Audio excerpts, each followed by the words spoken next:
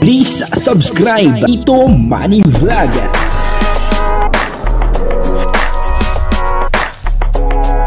Payagan po si Tito Manny Vlog na mag-reactor para pambiling gamot sa kanya pong karamdaman. Wala man siyang records ng ng awayan. Yun po, si Kuya Bal ay pinayuhan si Kalingap Dan at nagkwento po siya, medyo mahirap pala ang pinagdaanan din talaga ni Kalingap Dan nung siya ay bata pa. Papanoorin po natin yung video at siyempre bibigyan po natin ng konting reaction. Pero bago po yan, ako muna po bumabati sa inyong lahat ng magandang umaga, magandang tanghali at magandang gabi sa inyong lahat mga kapatid. Saan man kayo ng panig ng mundo naroroon ngayon, ay mag-iingat kayo palagi at pagpalain kayo ng ating Panginoon. Maraming salamat din po sa patuloy na tumatangkilik sa aking YouTube channel at nanonood sa aking video reaction. Patuloy lang po natin suportahan sila Kuya Bal Santos Matubang, Kalingap Rab at Ate Ed na Vlog. Ganun din po si Jack Tapia at Kalingap Dan. At yung mga kasamahan ko po sa Karepa at yung mga Kalingap partner na charity vlogger. Ito po yung video na kung saan ay nagkwento itong si Kuya Bal tungkol po kay Kalingap Dan at pinayuhan niya po itong si Kalingap Dan. Ang kabuuan po ng video ito ay mapapanood po natin sa YouTube channel ni Ria Olarte. Ayan suportahan po natin Ria Olarte. Ito po yung video. Bal, nabalitaan mo ba yung tungkol kay Kalingap Dan na operation? Critical pala yun kuya, delikado. Oo. Kasi nga pala may history pala si Kalingap Dan. Wala pang 2 taon. Sabi ni Kuya Brooks daw 16 days. Na operahan yung bituka niya lumabas. Maliit pa. Critical siya noon? Tapos after ilang taon, 30. Lumabas. Ang sabi ni Kalingap Dan, kasi sa Manila pa lang daw, nagji-gym daw siya. Mga nasa 4 to 5 years na daw siya nagji-gym. Baka doon daw siguro nag-trigger na puwersa. Okay na. Okay na siya. May tinanggal. Tinanggal. Waiting na lang siya sa biopsy. So anong kuya, mensahe mo kay Kalingap Dan? Opo. Alam na lang siyang story. Ingat na lang. Pumersa. Kasi pagka-operado ka, mahirap din. Diba? Kahit nga Almoranas, pagka-operado ng Almoranas, pag pumersa ka ng buhat, alam mo sa Almoranas. Kaya nga. Tulad na rin ako, pinga Almoranas. Pero sa mo yan, lalabas yan, kahit operado ka pa. Ingat lang. Opo. Huwag lang magbuhat na mabigas ng siya. So, paano yan kuya? Siyempre, si Kalingap Dan may bigas na ayuda. So dapat may kasama na siya sa pag-charity. So paano yan? Hindi na si Kalingap Dan mag-gym yan. Ano muna ngayon? Oo. Ano muna? Kasi pirado siya. Ito talaga yung pag-operado. Pero ang kuya, tinatanong po ng karamihan, syempre 'di ba sa birthday mo, ngayong sa 16 ay luluwas ng Baguio. Kasi magsi-celebrate ng birthday mo sumama. Huwag na siyang sumama. Tingnan muna siya. Diba? Opo. So yan po yung ni Kuya Bal, magpahinga muna si Kalingap. Bago malayo ang biyahe niya. Yun po, napanood po natin yung video, at dito nga ay kinausap ni Ria Olarte. Suportahan po natin si Ria Olarte. Kinausap si Kuya Bal tungkol po doon kay Kalingap Dan.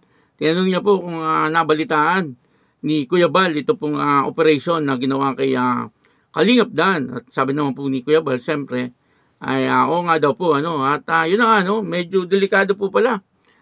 Kung ito pong si Kalingap Dan ay hindi na-operahan kaagad, ay talagang medyo delikado yung kalagayan ni Kalingap Dan. At yun na nga, nagkwento po si Kuya Bal na itong si Kalingap Dan ay nung maliit pa lang, ay talagang may problema na pala itong si Kalingap Dan. Parang lumabas yung kanyang bituka, At ayon din po kay Ria Olarte, ay nagkwento rin si Kuya Brooks, tungkol po doon. At pagkatapos ng ilang taon, ay naoperahan nga po ito si Kalingap Dan.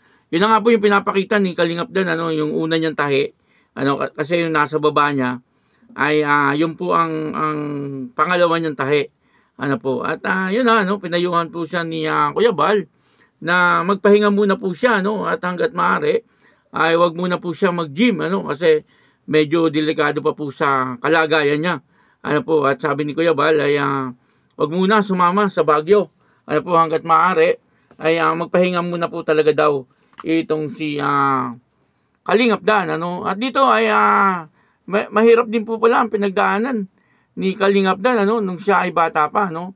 Pero yun yung lumabas po yung kanyang bituka, hindi lang po sinabi kung saan banda, baka sa pet or sa kung saan banda, no.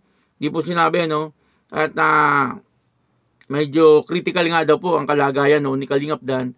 Buti na lang daw po at napaoperahan.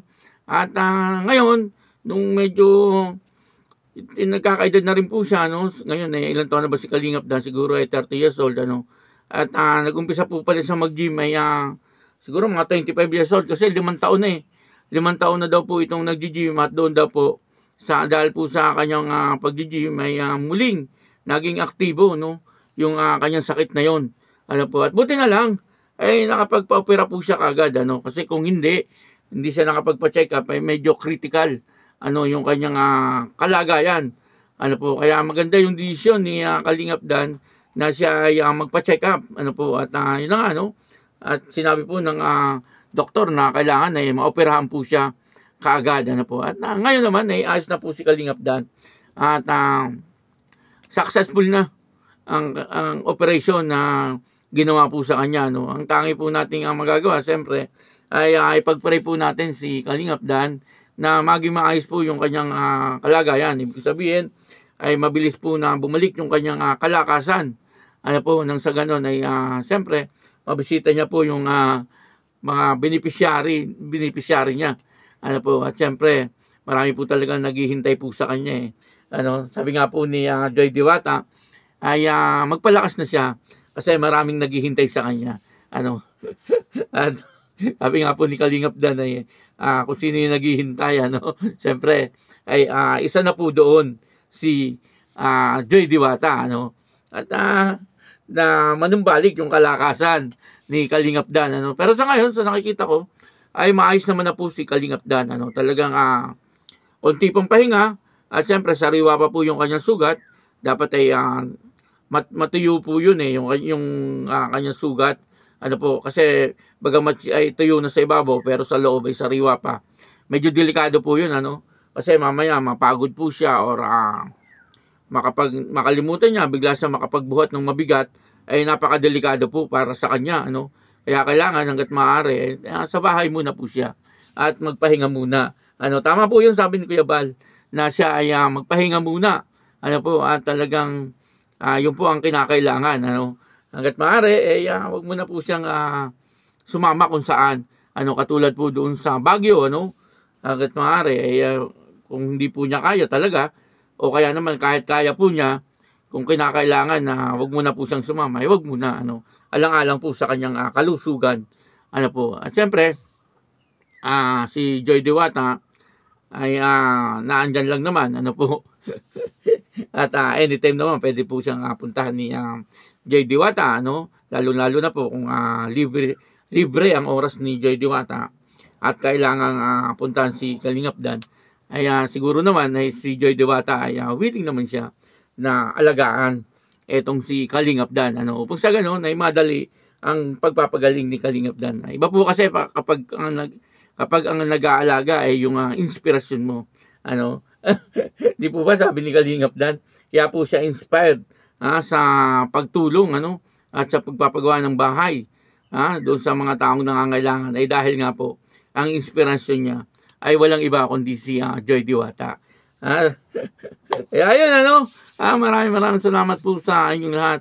At patuloy lang po natin suportahan si Kalingap Dan, ano. Siyempre ganun din po si Ria Olarte at si Bal Santos Matubang, Kalingap Rab, Ate Edna Vlog. At ako po si Tito Manny Vlog na nagsasabing God bless you all. Diyos mabalos.